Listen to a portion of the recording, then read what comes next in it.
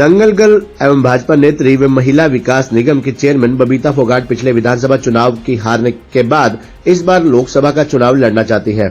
बबीता ने कहा कि विधानसभा में हार से सीख ली है और इस बार उनकी अपनी जन्मभूमि व कर्मभूमि से सांसद तक पहुंचने की तमन्ना है। पार्टी हाईकमान अगर उन्हें मौका देते हैं तो वे पिछली हार को भुलाकर क्षेत्र में विकास करवाने को तैयार हैं। हालांकि पिछले विधानसभा में सफलता नहीं मिली, लेकिन लोगों ने साथ देकर 25,000 से ज्यादा वोट दी थी। हार को गले नहीं लगाया और जीत को सिर पर नहीं बिठाया। इसी संकल्प के साथ वे भविष्य की राजनीति करेंगी। दरअसल दंगलगल भाजपा नेत्री दादरी के गांव खेड़ीबुरा स्थित सांगवान धाम पर आयोजित प्रतिमा अनावरण में प्रतिभा सम्मान समारोह में शिरकत करने पहुंची थी। सांगवान खाप के प्रधान व दादरी विधायक सोमवीर सांगवान की अध्यक्षता में प्रतिभाओं को सम्मानित किया गया और दादा सांगू की प्रतिमा का अनावरण किया गया। कार्यक्रम के दौरान सांगवान खाप के तहत आने वाले गांवों की प्रतिभाओं को उनके उत्कृष्ट प्रदर्शन पर सम्मानित करते हुए भविष्य में प्रत्येक वर्ष ऐसे कार्यक्रम जारी रखने का निर्णय लिया गया। सांगवान खाप के कार्यक्रम में पहुंची बबीता फोगाट ने कहा कि वे चुनाव लड़ने को बिल्कुल तैयार है, चाहे खेल का दंगल हो या राजनीति का, तैयारियां पूरी रखनी चाहिए। बबीता फोगाट ने पार्टी द्वारा दरकिनार करने के सवाल पर कहा कि यूपी में मुझे सह प्रभारी की बड़ी जिम्मेदारी मिली, राजस्थान में प्रचार की जिम्मेदारी दी और पार्टी को विश्वास के साथ जीत दिलाई। बबीता ने कहा कि हरियाणा में लोकसभा के साथ विधानसभा के चुनाव हो सकते हैं और भाजपा द्वारा चुनाव की तैयारियां अंतिम चरण में है। वहीं उन्होंने कहा कि विकसित भारत संकल्प यात्रा का गांव-गांव पूरा समर्थन मिल रहा है और लोग पीएम मोदी की गारंटी पर मोहर लगा रहे हैं। बबीता फोगाट ने कृषि मंत्री जेपी दलाल के बयान को लेकर पल्ला झाड़ते हुए कहा कि उन्हें बयान के बारे में कोई जानकारी नहीं है।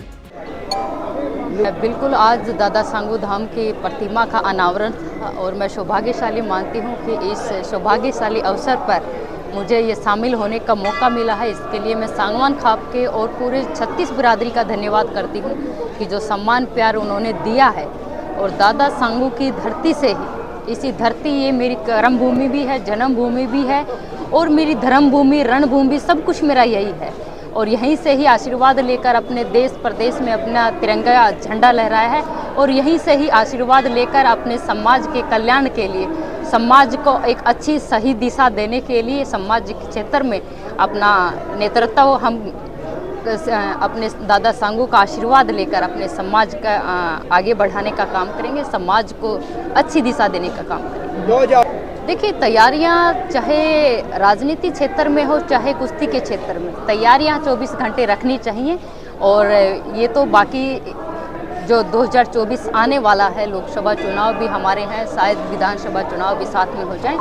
बस अभी आपने देखा होगा कि भारत विकसित यात्रा जो है माननीय प्रधानमंत्री जी के नेतृत्व में घर घर गांव तक वो यात्रा जा रही है और उस यात्रा से भारतीय जनता पार्टी की और माननीय प्रधानमंत्री जी के द्वारा जितनी भी जन कल्याणकारी योजनाएं चल रही हैं उनका प्रचार प्रसार जो लोगों को लाभ मिल रहा है वो लोगों तक पहुंचे। और किसी को जानकारी नहीं है तो उससे जानकारी भी प्राप्त होगी और लोग ज़्यादा से ज़्यादा उस चीज़ का लाभ भी लेंगे और जो लाभान्वित हुए हैं उनको सम्मान करने का मौका मिलेगा।